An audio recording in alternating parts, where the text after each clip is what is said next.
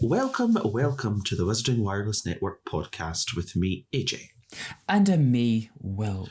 Together, we will be bringing you our no-holds-barred thoughts, opinions, and detailed analysis on all things Wizarding World. So, with that in mind, please grab yourself a glass of fire whiskey and settle into this week's episode of the WWN.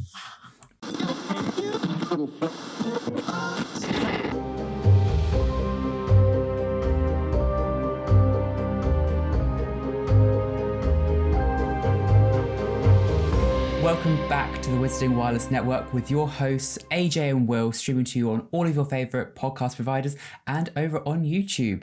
On today's Folio Universitas episode, we will be talking about all things Weasley Part 2. Yeah, specifically the children of Molly and Arthur. Yes, unfortunately we took so long talking about the parents that we didn't get on to the many kids of Arthur and Molly. Oh god, yeah, absolutely. It must have been a cold winter for them, I tell you. How many kids have they got? 7? 7, yeah.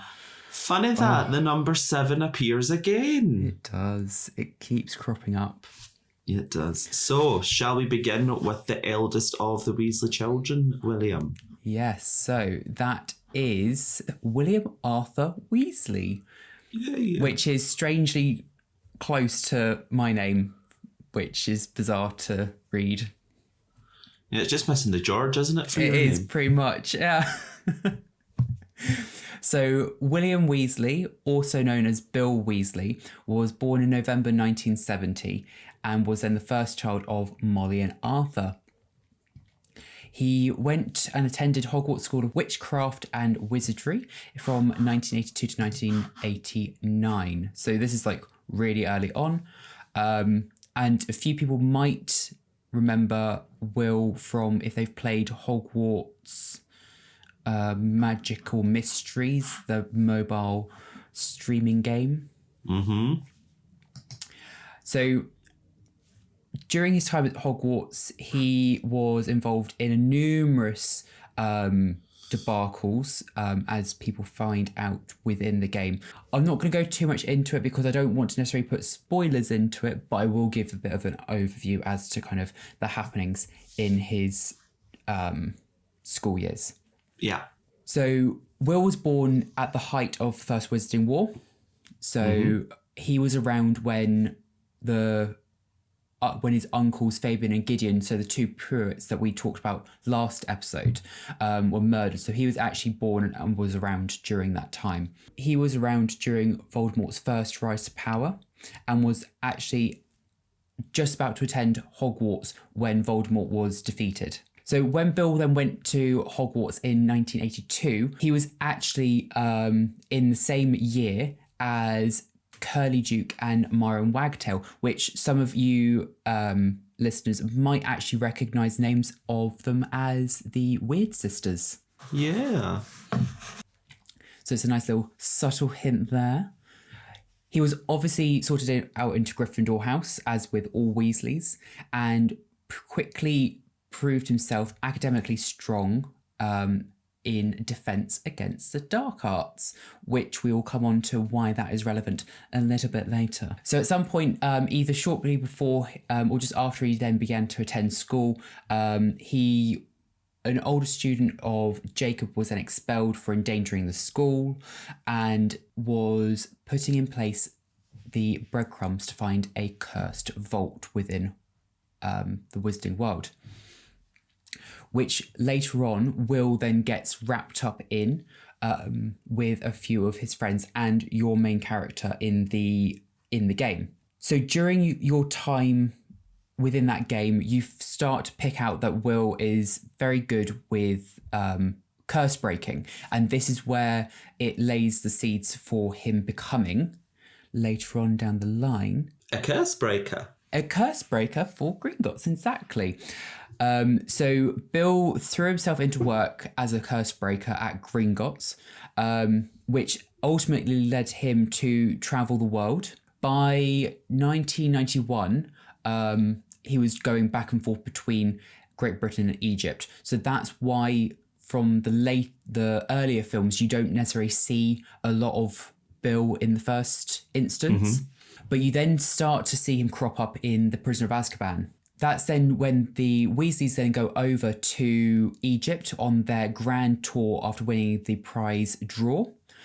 And Bill then decides to show the rest of the Weasley family around Egypt and see all the cursed tombs. It wasn't then until 1994 during the Quidditch World Cup that we then see Bill return. And when the Death Eaters then decide to attack, he is then assisting the Ministry of Magic as part of that skirmish. You're starting to see kind of how Will is then integrating back into the Weasley family at this point. Mm-hmm. And actually, what we end up seeing is he then goes across to Hogwarts as one of the main people who are guarding the tournament because of the heightened security around the Quidditch World Cup. So interestingly, this is a section that we then don't get to see in the films, which is quite irritating in my opinion. I don't know whether you agree, AJ, with the fact that this sets out why Bill and Fleur get together. Yeah, I really do wish that they had went into the backstory a little bit of that, a tiny bit more, because in the books it was really nice to sort of see Fleur coming back in. When you sort of leave her at the end of Goblet of Fire, you don't see it again. Correct. Now, bearing in mind I'm on my reread of Order of the Phoenix, so I'm not too sure if you do see her yet. But when you get obviously into the Half-Blood Prince, you then start to see this budding romance start to form between her and Bill. And then you sort of get to see the whole bride-to-be versus mother-in-law type thing. So it was quite funny for me to read that. But I really do wish they had brought it into the movies a lot more, because going from the end of Goblet of Fire, the last thing that you see really is Fleur saying goodbye at the end of Hogwarts, and then at the end of Goblet of Fire, and then all of a sudden she's at 4 Privet Drive, and you're kind of thinking, wait a minute, I've got whiplash, what is going on here? Why is she here? Yeah, exactly. And it's almost like, well, Ron was fancying Fleur and there was a little bit of chemistry there, but then suddenly it's like, oh, by the way, I'm now dating your older brother. Exactly.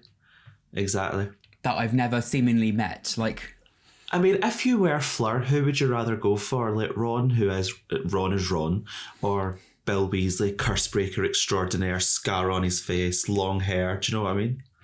Clearly. He's got that devil may care look, as Luna Lovegood would say. Clearly, Bill. So you're absolutely right in the fact that we don't actually get to see Fleur from Goblet of Fire. She doesn't make any appearance in the Order of the Phoenix. Bill does when they go and visit Arthur in the hospital. Yeah. But we don't actually see Fleur again until 1996. So when they go back to the Weasleys for Christmas or the summer of 1996, when we find out that they have got plans to get married. So we see the engagement side, whereas it's kind of gone straight into marriage in the films. Yeah. This is where we get like a brilliant scene with Ginny and Mrs. Weasley where they're kind of scathing, kind of going, no, this woman's not great for us. Like, she's beautiful, but that she's only after Bill for his stunning looks. Mm-hmm. Yeah. Let alone they're then proved wrong. Gotcha, absolutely. Like, Fleur is... I absolutely love Fleur because I think, see, over the course of the books, you sort of see her as this fairy princess, as Madame Moody would call her, to all of a sudden becoming, like, heavily involved in the Second Wizarding War and, like, fighting for everything that she believes in and also her family. Yeah, exactly. I think Fleur is probably definitely one of those undersold characters. Like, it was very much a case of she was in the Goblet of Fire films because she was a Triwizard champion. Yeah. And it was almost like the directors didn't even know she was a part of the next few books. Yeah. So it was like, oh, we don't need to worry about anything with her. And then suddenly they kind of got to Deathly Hallows. They opened the book and they were like, oh, fuck. Like, all of these characters are quite prominent, but we've already kind of shot all the scenes in the other films. And it's like, I know. Oh. They're sort of kind of like, oh, she's back. What do we do? Oh, no. She's dead.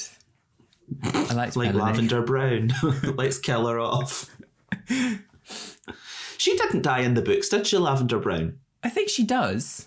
Oh, No, I'm sure she doesn't. She definitely gets attacked by Greyback because it's kind of one of Hermione's redeeming features in the book as well. But I don't know whether she dies or not. No, I don't think she does. What? Right, talking of people dying, right? And I will go off on a tangent on this. The two most heartbreaking deaths, right, that I will put down to the Battle of Hogwarts, and it's not Fred, and it's not Remus and Tonks. No. It is Colin Creevey and his brother. Oh, the feels. Now, wait, I can't remember if both of them died. I think they did. Correct me if I'm wrong. My computer mouse has decided to die, so I'm waiting for it to recharge, so I cannot access my source material. But please do correct me if I'm wrong. I am absolutely heartbroken that they died, because they were literally the most pure characters ever. There was not a single bad bone in their body. They idolised Harry to the point of being sick. Do you know what I mean? Yeah. I think the bit for me was the fact that they were too young to stay, but they snuck and stayed behind. Yes. So they could have easily survived and they didn't. I know. It is sad. It's absolutely heartbreaking. But we digress. Moving back on. Yes. Otherwise we'll be here for another hour talking about one Weasley child. So we get that introduction to Fleur.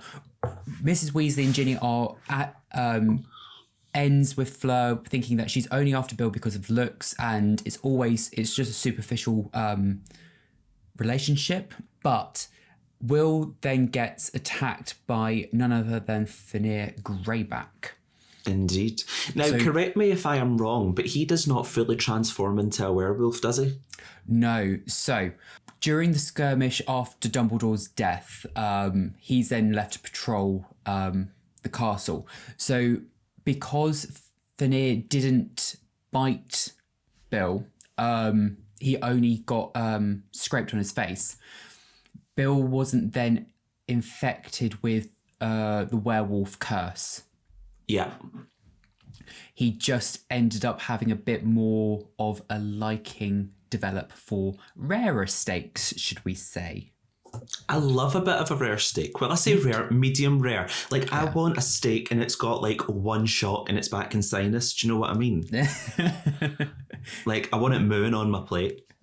Which sounds horrific to say, but see a glass of red wine and an absolutely gorgeous fillet steak. Few chips. Mm-hmm. But as I say, we digressed. Back to Bill. So Fleur then proves herself worthy in Mrs. Weasley's eyes because she says that she loves Bill no matter what. She doesn't care for the affliction. She doesn't care for the scars. She still loves Bill for who he is. And in Mrs. Weasley's eyes, that's kind of her sign of approval. She's happy with the marriage because she's been proven that it's not just a superficial attraction. Mm-hmm. So Bill, as we know, played a massive part in the Deathly Hallows in the protection of Harry Potter as they fly from Privet Drive to the Burrows. He is the only person then to see Mad-Eye Moody murdered by Lord Voldemort. Yes, he was. And then later on plays a massive part in the protection of Harry Potter. So he then goes to Shell Cottage where him and Fleur live, where the trio then take refuge later on in the film and the books. I must admit, I absolutely, as a set, I love Shell Cottage because it is just so peaceful. It's very idyllic. Honestly, I could just easily sit on a porch like any day looking out over the waves, hearing the grass like breeze. Oh, beautiful. So yeah, and then afterwards, him and Fleur had 3 children, Victory, Dominique, and Louis, of which Victory was then to have a relationship with dear Teddy Lupin. Aww. So yeah, a lot happens with Bill that we don't actually get to see. No, we don't, do we? Literally, there's so much. But see, this is why I'm a major advocate for the books, because there's so much more depth to these characters than what you would actually get in the movies. Yeah. I mean, interestingly, like, I was just reading about his boggart as well, is very similar to Mrs. Weasley, as you talked about in the last time we talked about the Weasleys. His boggart is about losing his family as well, which is very interesting because he's obviously the oldest child. He's got the most responsibility. Yeah. So yeah. But yeah, there's just so much with all these characters that you only ever either get a snippet of or don't see at all, that you get so much detail in the books. Yeah. I'm looking forward to discovering them a lot more as I go through my reread. Yeah, I think as we get through the chapters, I think it'd be nice to kind of hear what their parts of the story are for those who haven't properly read the books. Yeah, for sure.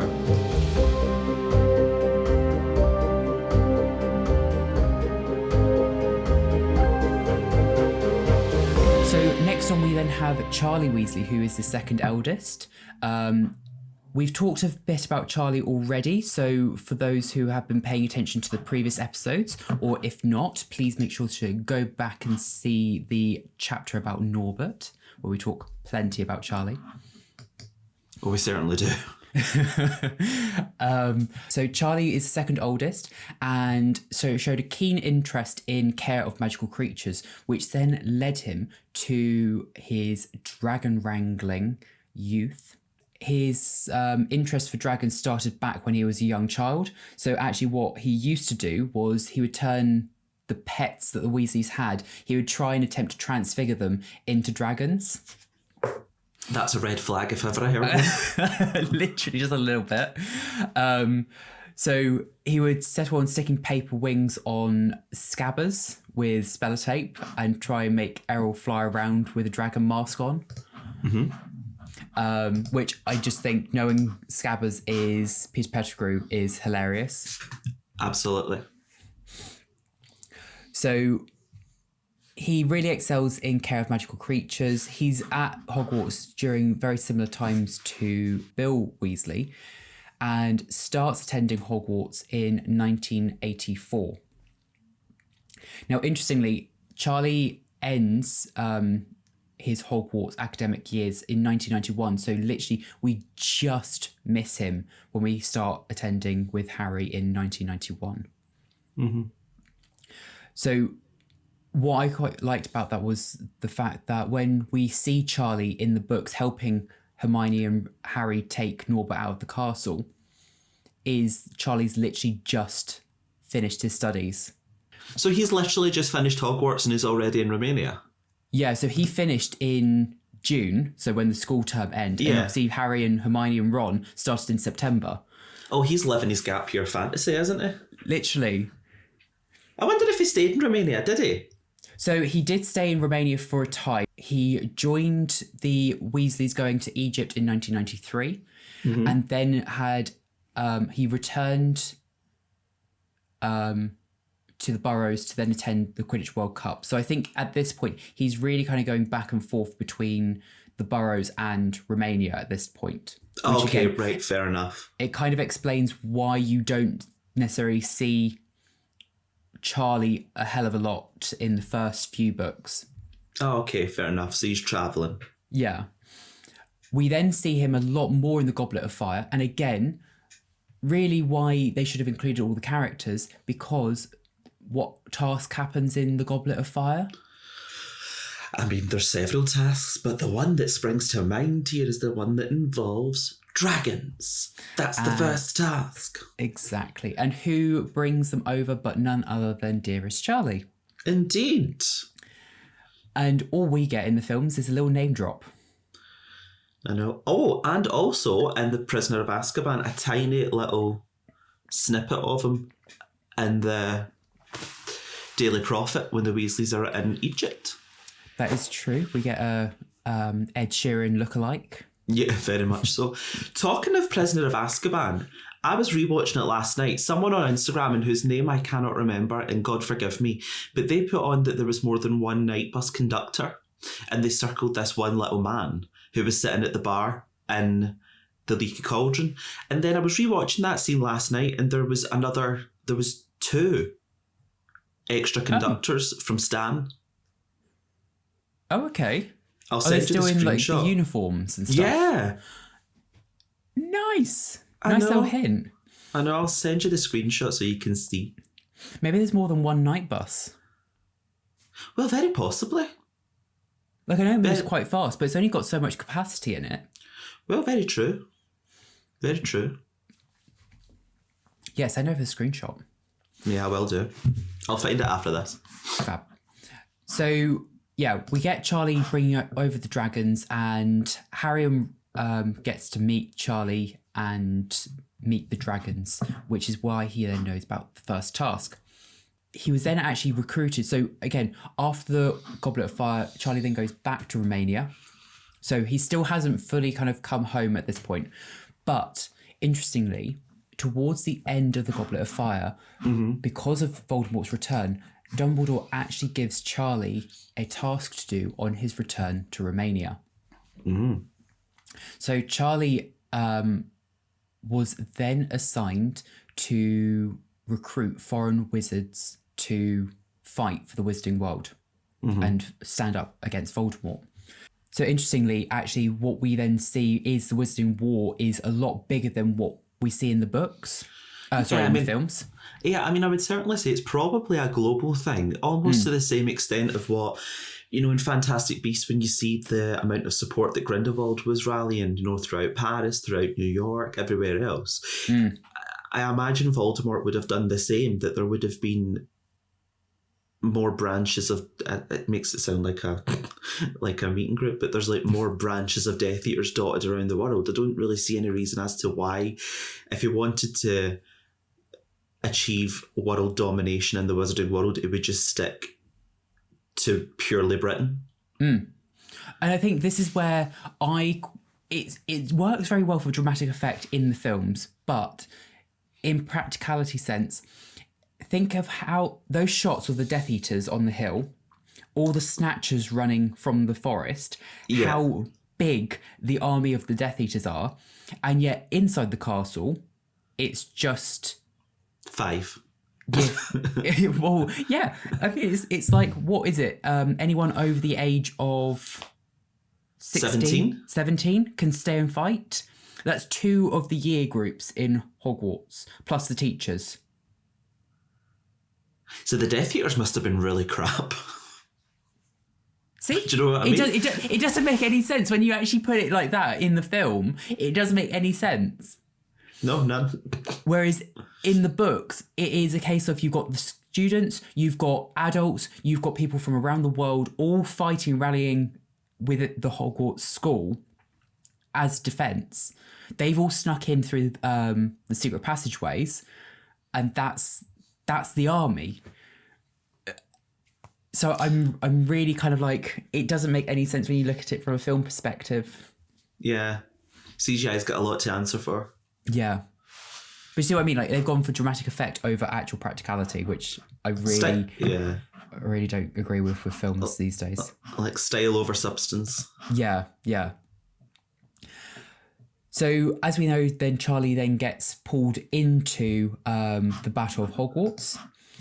I'm just trying to think if he comes in with any dragons. Does he?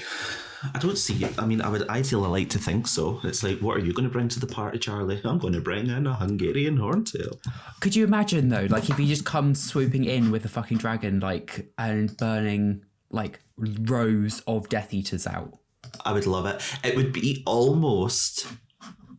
I say almost. It would be very, like, Game of Thrones-esque. Like, the Battle of the Night King? Yeah, exactly. Can you imagine? I would have loved that. HBO, you've got 3 years to get this right. Oh yeah, I did hear that it's going to be 2026. 2026. So yeah, other than that, there's a little bit about his later life where he he goes and has his own Romanian dragon sanctuary and kind of builds up his own rescue for dragons. Cute.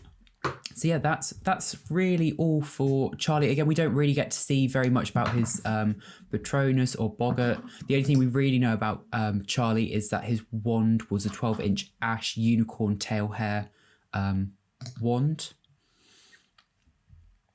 But that's all we kind of really know about him. Oh well. It's not too bad, I suppose.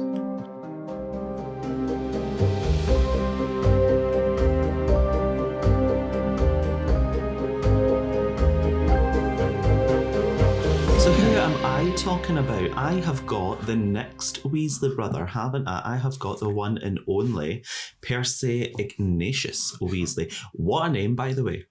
Honestly, that is a mouthful. It really is. So, Percy Ignatius Weasley, he was born on the 22nd of August in 1976. He is of a pure blood status because he was born of Molly and Arthur Weasley. Now, Percy, throughout the books, we know, throughout the movie, he was portrayed by Chris Rankin, and he was sorted into Gryffindor. Now, there's not a lot known really about his wand. We know that it's an unknown length, wood and core. His Boggart is Lord Voldemort, as the majority of people's is, I think, and he cannot produce a corporeal Patronus. Throughout the books and movies, we know that he has had a few relationships, namely Penelope Clearwater of Ravenclaw House. She was petrified, if you remember, in Harry Potter and the Chamber of Secrets, which we will come on to in a few weeks, actually, which is quite scary to think. Yeah. I know. And later on, as we will find out that he goes on to marry a woman named Audrey. Now, we don't know her maiden name, but we do know that they both have two daughters by the name of Molly and Lucy Weasley. Oh, I know, quite cute. I don't know where the Lucy came from, but obviously Molly being after his mother. Homage to dear Molly. Homage to dear Molly. Now, Percy Weasley himself, throughout the movies and books, he has been essentially portrayed as... He is the absolute sheer definition of a lawful neutral. He will do what is by the book, for the book, regardless of who he hurts, really. As we will start to see coming on to Harry Potter and the Order of the Phoenix, because his loyalties towards his mum, dad, and the rest of his family is severely tested. There's a major rift that are caused between them. I would say if any of the Weasleys had a kind of major arc, it's definitely Percy. Oh God, yeah, redemption arc. This is how you do it. Mm. This is how you do it. Now, Percy, at the very beginning of the Harry Potter series, he is automatically, that he is perfect Percy Weasley. He is... At this point in time, he is a prefect. He is doing everything, as we say, by the book. He is not afraid to take points off of his own house. He is just absolutely by the book. He is the definition of a teacher's pet, even more so than Hermione, I would say. Mm. I mean, does McGonagall know that he keeps taking points off of his own house? Well, see, this is what I mean. It's a fair bit of foreshadowing because it goes on to the fact that it doesn't really care. All he really cares about is authority, I would certainly say. Mm. Do you know what I mean? So when we first meet Percy Weasley in the series, he is in his 5th year at Hogwarts, so in 1991. We don't really know that much about him at that point in time. We only really see a few snippets of him. We know that he sort of leads the Gryffindors to their common room that first night at Hogwarts and then on again in Halloween when the troll attacks in the dungeon. During his 5th year, Percy earned 12 OWLs, which is also an achievement that his brother Bill earned. Mm-hmm. We only really get to see a lot of Percy in the Chamber of Secrets when he meets Harry, Ron, obviously under the guise of Polyjuice Potion as Crabbe and Goyle, and he says to them, I happen to be a school prefect. You should not be down here, etc., etc. Then, obviously, his dearly departed girlfriend gets petrified, which causes him innumerous amounts of pain. Now, going on into his 7th year, which is the Prisoner of Azkaban, he then actually becomes head boy. doesn't he? Good for him. I know, good for him.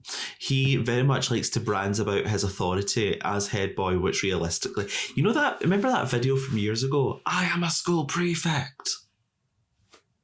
Do you remember that? No, I don't think I've seen that one. Oh God, I will send that to you. It's just this boy in school absolutely screaming at these other boys saying, I am a prefect, you must obey my commands and stuff. I think I have. Yeah. That's major Percy Weasley vibes. Absolutely major Percy Weasley vibes. It's unreal. So it's like a general overview of Percy once he then leaves Hogwarts after getting after getting all of his newts. In his 7th year, he begins working at the Ministry of Magic, just as he planned to. He was assigned to the Department of International Magical Cooperation under Barty Crouch Sr. He was absolutely scrupulous about his duties towards Barty Crouch Senior, and much to his dismay, I think, because Barty Crouch kept calling him by the wrong name. Yeah, I think if you're going to have a boss who can't even be bothered to get your name right, I think you would definitely have some resentment there. Yeah, you certainly would. But I think Percy, because he really wanted to climb that greasy pole to the top of the Ministry of Magic, it just didn't really get him anywhere, did it? I think Percy's a really weird character. Like, obviously, he's been sorted into Gryffindor, but he's definitely got Slytherin traits in terms of that ambition and kind of playing a game to try and further a career. So yeah. He's definitely got some Slytherin aspects in him. Absolutely. I completely agree with that. He is, he's an odd character. He is. What was I going to say? Yeah, so we see him quite prominently during his ministry career throughout the Goblet of Fire, because he then starts to be like almost deputised for Barty Crouch when he obviously gets put under the Imperious Curse and then subsequently gets transfigured into a bone and then buried somewhere, and we still don't know where he is. But with that being said, when it comes to Order of the Phoenix, so in 1995...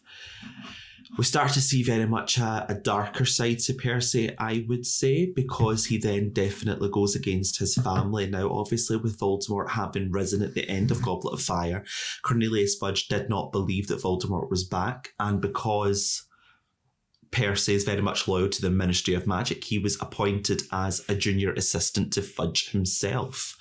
But going by what Cornelius Fudge had said, Percy wholeheartedly agreed with him, and that caused a massive rift between his mother, father, and rest of his family. So Percy left the Burrow and he lived in London to then continue his career at the Ministry. So with that being said, throughout the Order of the Phoenix, you then start to see a very much a resentful side to Percy, or rather you start to resent him a lot more because of what he puts his mother and father through. Like, yeah, especially, I really started to hate him in this part. Like, I think it was towards like Half-Blood Prince. Like, I really, really didn't like him at all. Yeah, no, for sure. Like, to the extent where at Christmas in 1995, Percy sent back his own Christmas jumper to his mother without even so much as a note. He hasn't even asked how his dad was after his attack at the Ministry, and he hadn't even visited him, which to me, that's pretty much unforgivable, I think. Literally, what a dick move. I know, literally, absolutely. That is just being... It's beyond like ungrateful. It's beyond ungrateful. It's unreal. It's so nasty. It's so nasty.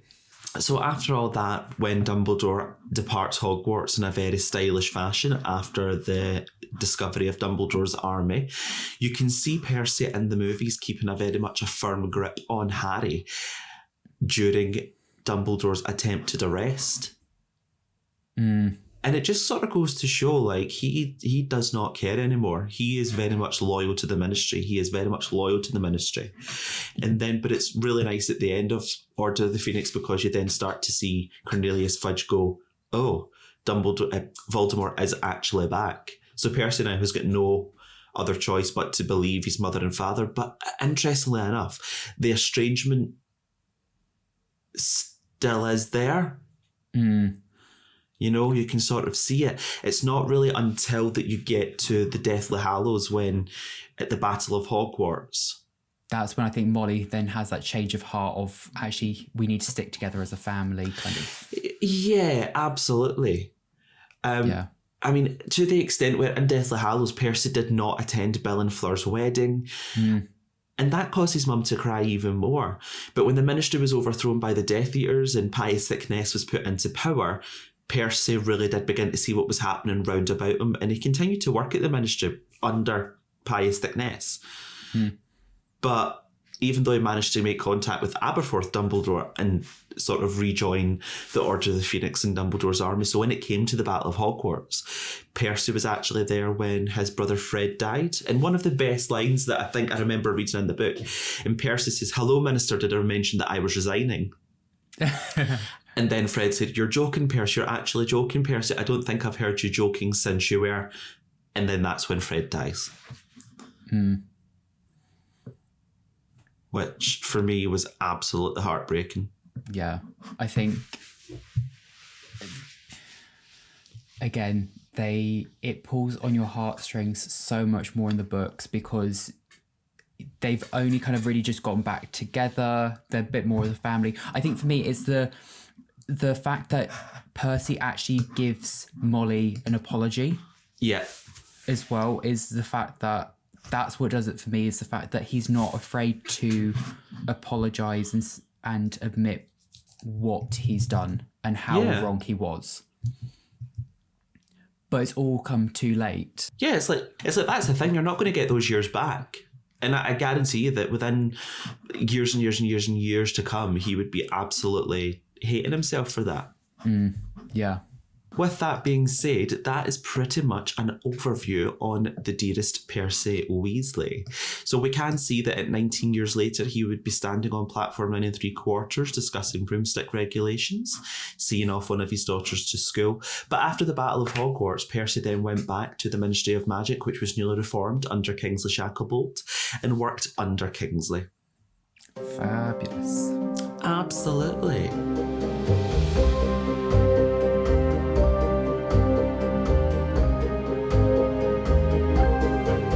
So next we're going to talk about Fred and George together, because I think by this point we're starting to get into the realms of the Weasley kids that we know a fair bit about because they are so prominent in both the books and the films.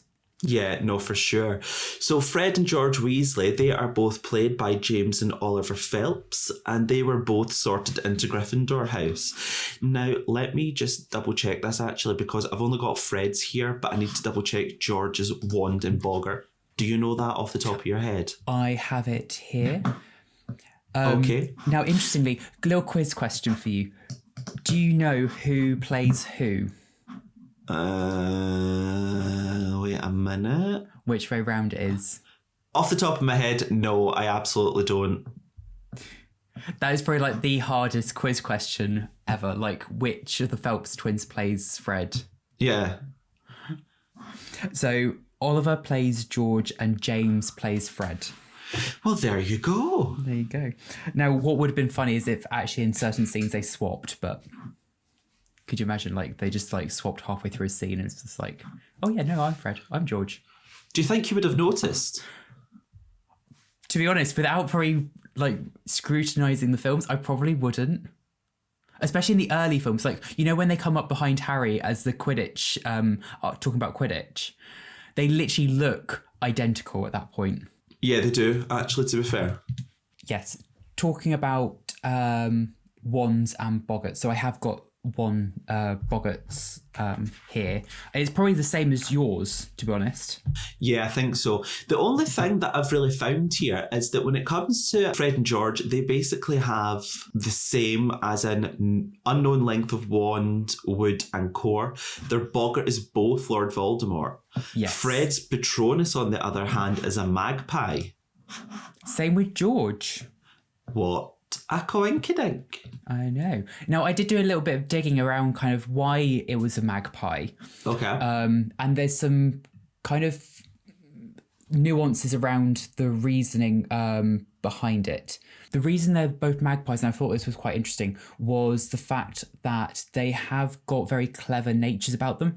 They always seem to be kind of trying to have integration, but the fact that they always want to try and stand out and be above the crowd. And look for shiny things. Yeah. So actually the whole reason why they both have magpies is very closely simulated to the fact that, one, they're twins. So obviously a lot of what they have is going to be very similar. And they did really have very similar personalities. Yeah, no, for sure. But weirdly, in many folklores, the magpie is actually representation of luck, which obviously for Fred is not so lucky.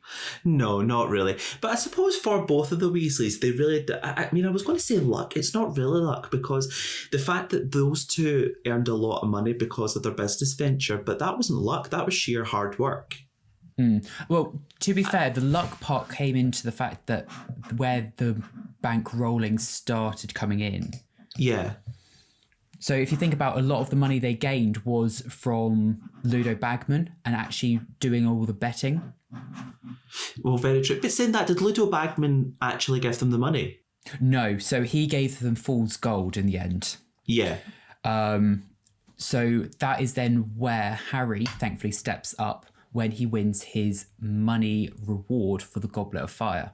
Which I must admit, that was probably one I thoroughly enjoyed that bit, and I wish you had seen it in the bloody movies. Yeah. Because like reading that part of the book, it was I love that bit, especially that whole scene on the train where I think Fred, George, Harry, Ron, and Hermione jinx Malfoy, Crabbe, and Goyle all at the one time. But yeah, I think it's definitely not to do with.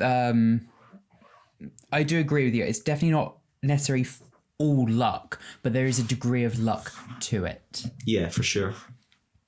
Now, interestingly, there's not really that much on their wands, but there is a bit about their wand design. Yeah.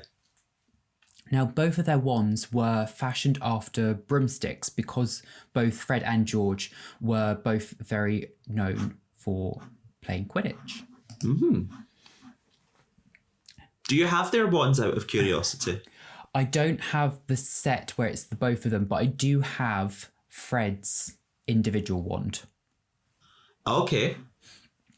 Mainly because it's the one that I preferred out of the two, and for cosplay reasons.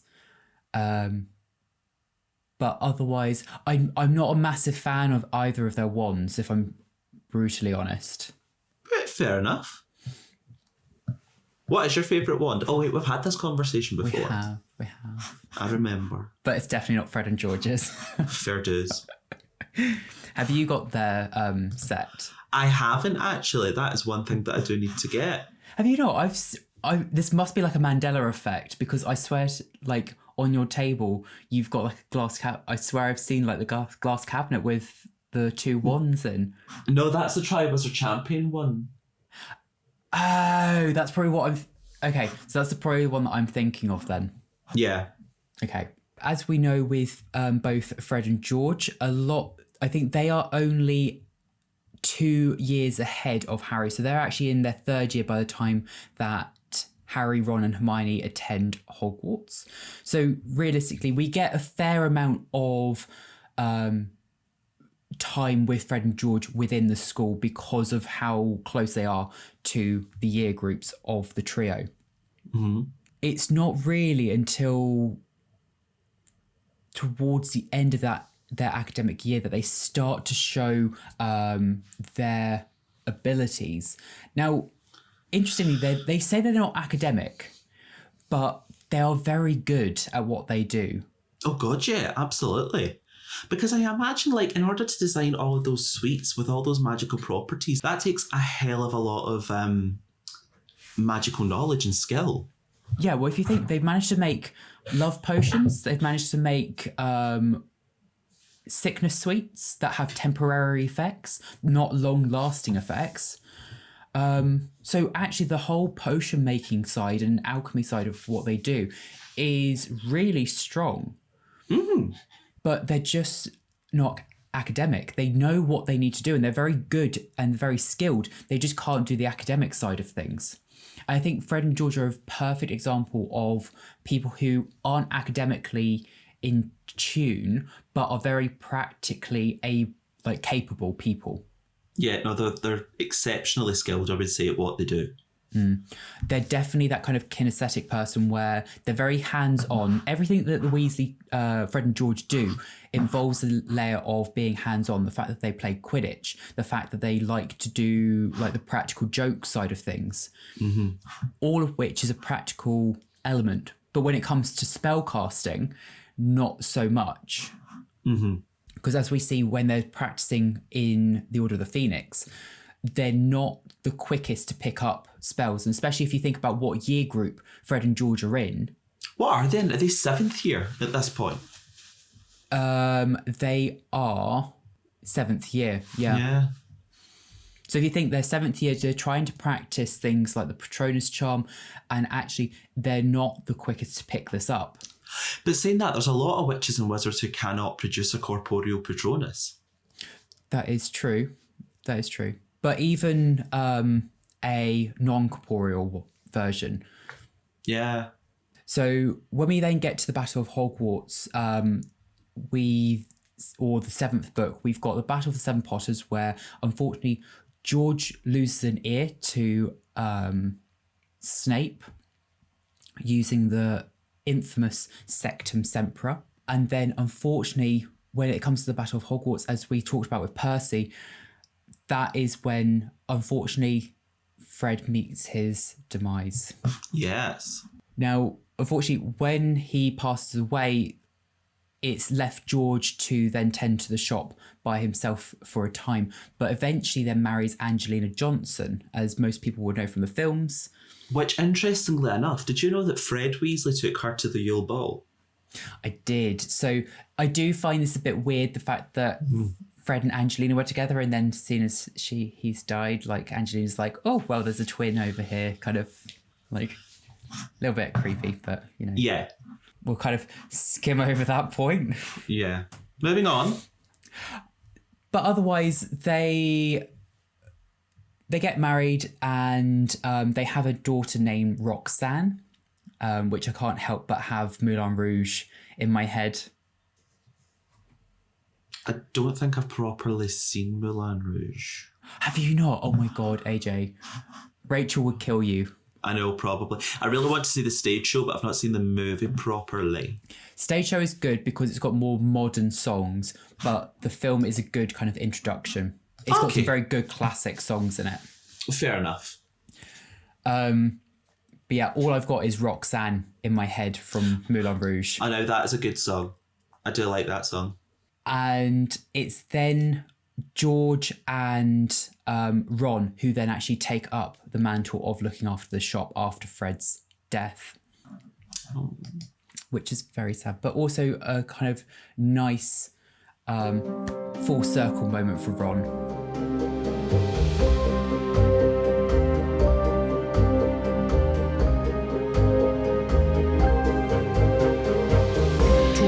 Ron, I'm not really going to go too much into him because if you have been listening for a while, you will know that we have talked about Ron in another episode, which I will try and tag up in the top corner of this video.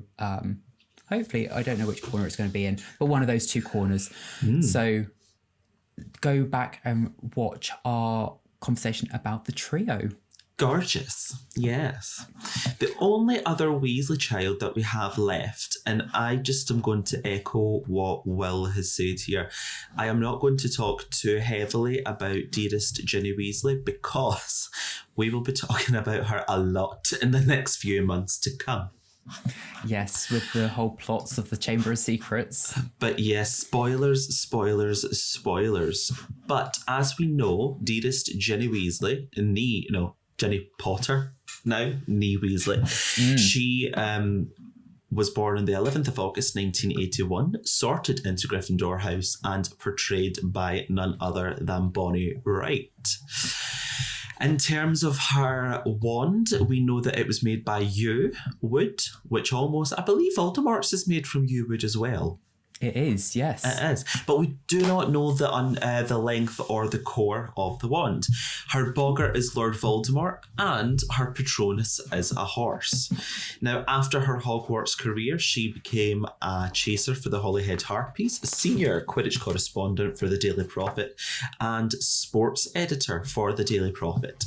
She then goes on to marry the one and only boy who lived, Harry Potter, and has a fair amount of children with him, doesn't she? She does. She has a Weasley amount of children with him. Yeah, very much so.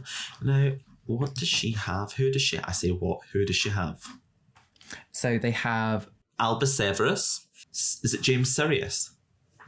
Or Sirius James? You're the one who's seen Cursed Child, AJ. I'm relying on you with this one.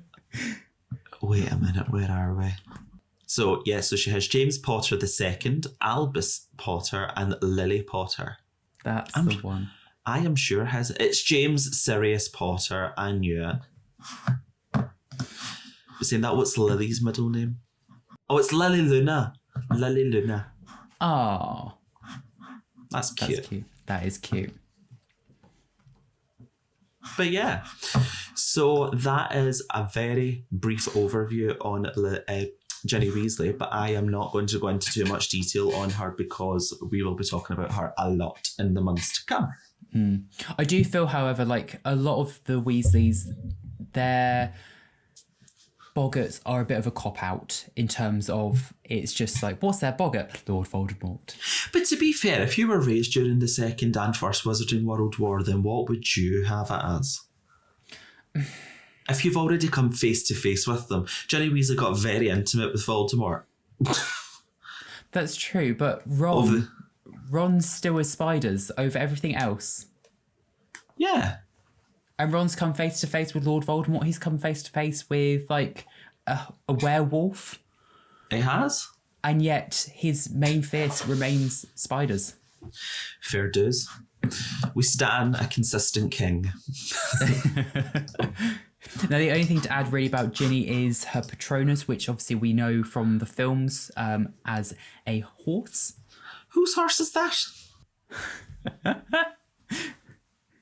But yeah. Anywho, we digress. I think let's kind of wrap up there with the Weasley kids, because we will come on to Ginny in probably a later episode, if not within the chapters of Chamber of Secrets, which is rapidly approaching. Which I cannot believe. So yes, we are going to be starting chapter 1 of the Chamber of Secrets in 5 weeks' time. That is very scary. It certainly is. But it's exciting, really. So it is. Wow. So yeah. Insane. I know. It's flying by. But yes, is there any questions for our listeners this week, AJ? Well, since you said that the Weasley's boggart was a cop-out, it makes me wonder, what would your boggart be? Ooh, nice one. Yes, so leave us a comment either down below in the comments section of YouTube, or head over to Instagram where there will be a post for you to comment on and let us know what your boggart would be. Yes, please do. We will reveal our boggarts next week. And speaking of next week, we will be talking about chapter 16, Through the Trapped Door. We're how is it that there. How is it that time already? How, like, time is marching on. I know, but to be fair, it's like I said to you before, is the fact that with the Philosopher's Stone, I feel like it's like nothing. Everything happens at once. I don't know, but not even that. I just cannot believe we've been doing this podcast for this long. I know. But it's so much fun. Like, this is actually like, I think the thing is... Yeah, I mean, I'm not saying it's a bad thing. No. But it's like, because like, it's so much fun to do and it's not really a stress. Like, the time is just passing by really quickly. Yeah, absolutely. So then, with that in mind, we will be saying cherry bubbles, kindest regards, etc., etc. And we will see you next week when we finally go through the trap door. Yes, so thank you guys so much for listening. As always, keep your radios tuned in for next week's episode. And if you haven't already, make sure to favourite our podcast or to subscribe to the YouTube channel to make sure you see our lovely faces every week.